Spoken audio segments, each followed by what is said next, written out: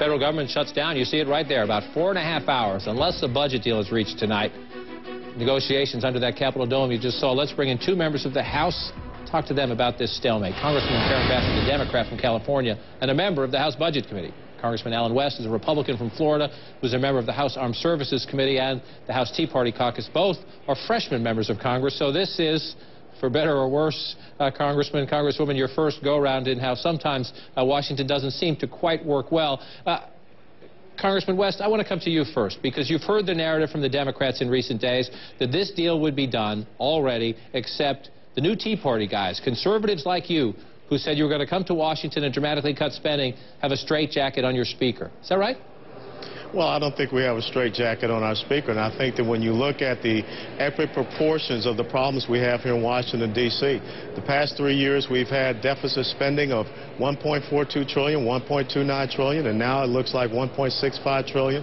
In the month of February, we had $223 billion deficit spending, the shortest month of the year, and we're spending about $4 billion a day. So the $61 billion number, you know, it really is a raindrop in the ocean when you look at the grand scheme of things. And if the final number, Congressman, is $39 billion, stick with Congressman West for a minute. If it's $39 billion, would you support it and then carry over your other arguments to the real fight, which is the big budget fight that comes next?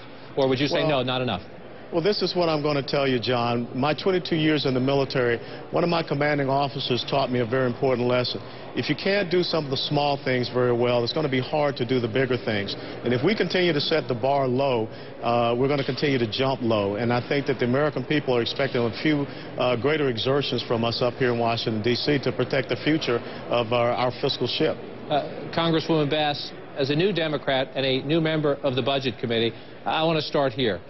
Are you embarrassed a little bit that your party didn't do its job last year? Your party controlled the House and the Senate and had a Democratic president. The reason we're having this conversation tonight, and I know the Democrats are mad at the Republicans and the Republicans are mad at the Democrats, but we would not be having this conversation. We would be debating much bigger issues, much bigger spending issues, if the Democrats had simply done what the Constitution asked them to do and pass a budget.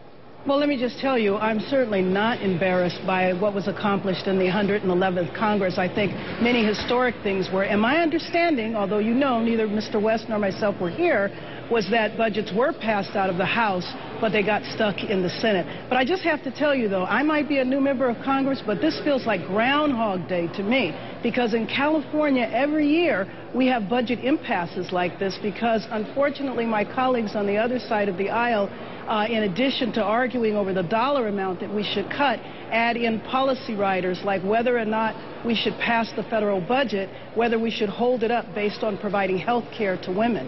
And so I think it's really shocking. I'm hoping that that's off the table, and I'm hoping in the next few minutes we will hear that a deal is reached. Well, let's stay with Congresswoman Bass for a second. We are now 4.5 hours away. On a scale of 1 to 10, 10 being a shutdown, how likely do you think it is that the government will shut down tonight? Well, I just have to go in the middle. I do think that 4 hours is enough time to come to a deal.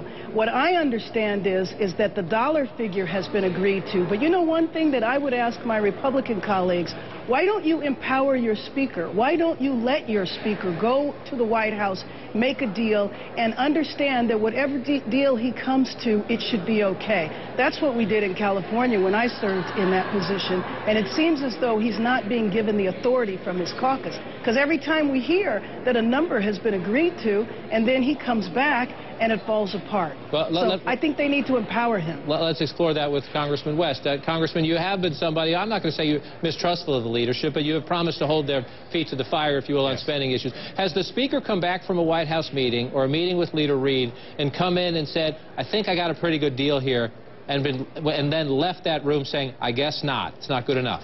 Well, I think what the Speaker has come back to say to our House conference is that he's shooting for the best possible custody he can have as we go into trying to complete the FY 2011. Has he tried to sell you anything in the last 48 hours? Has he tried to say, I think this is a pretty good deal, we should take it, and found out in the room in private that he can't sell it? No, he has not come in and given us any dollar amount or any number figure. And he said that everything pretty much so has been agreed upon with the policy writers. It is now about the spending number.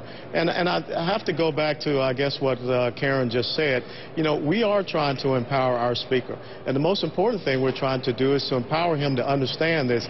When we talk about the future for our children and grandchildren, if we don't do anything about this fiscal situation in America, even the CBO this last week said we could be heading to a fiscal Armageddon.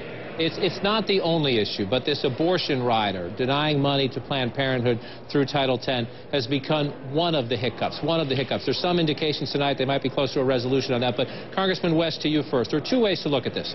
Number one, again, the Democrats could have passed a budget. We wouldn't be having this conversation. You would be maybe adding that to next year's budget. But you could look at it this way. You're coming into a mess and a temporary spending measure. Let's leave the ideological stuff out, find a spending cut number and move forward, and do it in the big budget. Or you can say, hey, we just won an election. We ran as conservatives. What do you expect us to do? Every time we get an opportunity, we're going to advocate our positions. In terms of the prospect of a government shutdown in less than 4.5 hours, what choice would you make when the American people are watching and trying to figure out if their government's going to shut down tonight? Keep the social stuff in or save it for a longer, bigger fight?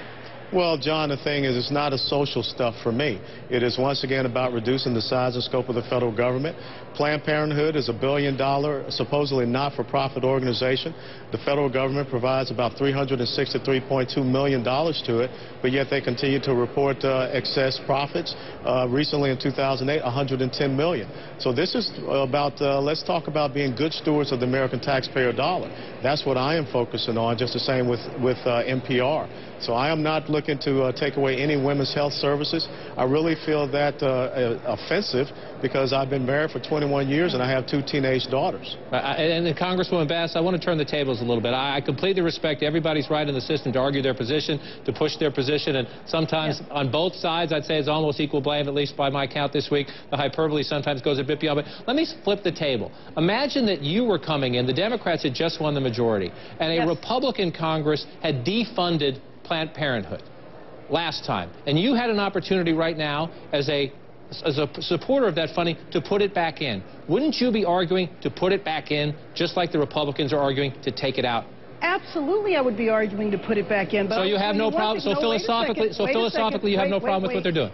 Wait a second, I absolutely do, because I don't believe that that's the issue. What Mr. West just said is about the $387 million that the U.S. pays towards Planned Parenthood. If it's about $387 billion, we can find $387 billion in a lot of different locations. And it's not about an abortion rider. It's about a rider for women's health. You're talking about mammograms, cervical screening, hypertension, etc. That's what happens at Planned Parenthood. Then let me come. That's an excellent point you make. It's $300 million with an M, somewhere in the ballpark, 300, somewhere in there. So if that's the point, to both of you, and ladies first here as we close the conversation, why can't, let's take that. So it's $38 billion.